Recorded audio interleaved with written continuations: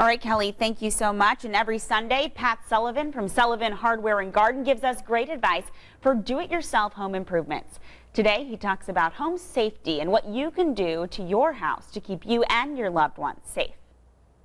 Okay, so just to get this out of the way, it's too early to plant grass seed. All right, off the table. So you might be having a little seasonally affected disorder right now. I don't blame you. It's cold. So let's think about some things, maybe some planning. And home security is what came in my mind. Because, you know, we all do things around our house when there's a problem in the neighborhood, somebody's been broken into, but then our level of awareness goes down, and obviously crime, there's enough of it in the news. So starting with a few things around the house, first of all, lighting your home on the outside. This for so long, motion sensor lights have been so popular. I'm not a big fan because here's my story on this. I don't want the bad guy up by my house and have the light turn on him, all right? I don't want to startle him.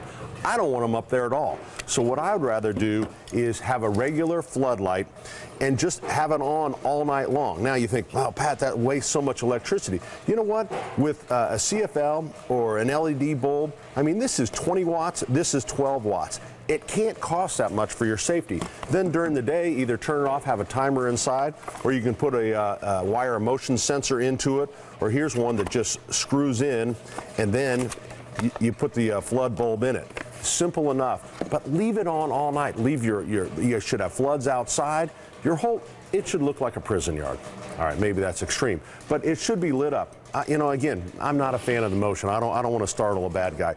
All right, inside, you know, we'll talk about deadbolts, but this is something. This is a wedge. If you have a door that you're really concerned with, maybe it's in a very dark, secluded part of your house.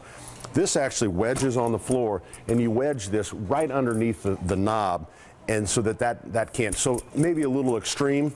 But you know what, when certain things happen around town, we get calls for them. The other thing, sliding doors, we all know sliding doors, you can pick them up a lot of times and get them right out of the latch, lift them out of the latch. So you can buy a bracket like this. This folds and then it folds down and then wedges. This comes out, it's adjustable, so it wedges the door shut. Simpler, cut a dowel rod to size and then drop it in the track. And again, don't forget to put it, you know, when you leave or when you're home. It's very important. Deadbolts, if you don't have deadbolts in the house, and remember, you can have a double keyed deadbolt.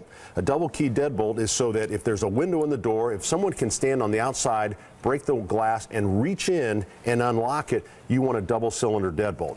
If they can't, then just get a single cylinder that has a latch on the inside, because there's always a concern of fire safety. You don't want to be locked in your own home during an emergency. So you got to be careful. In my house, we have the key in a certain spot. Sometimes I'll leave it in, but when I leave, the key comes out. So a double cylinder deadbolt. The weak part of most of these deadbolts is the latch. So if you want to upgrade, get a big latch, all right? Look at the size of screws. What comes with this is a 1-inch screw. Look at that, about a 2.5-inch screw. That makes all the difference. That reinforces the jam, gets all the way back in there. And deadbolts is something you can do yourself. You can rent a little jig. So if this was your door, the jig goes on so that you drill the holes in the exact spot, then you drill your hole in the side of the door. It's not that hard. It really is. Once you have a jig like this, you really can't mess it up. So if you have a few tools, this is something you can rent for a few bucks. Secure your home, but remember, light the outside of your house. Good advice, Pat. Thank you so much.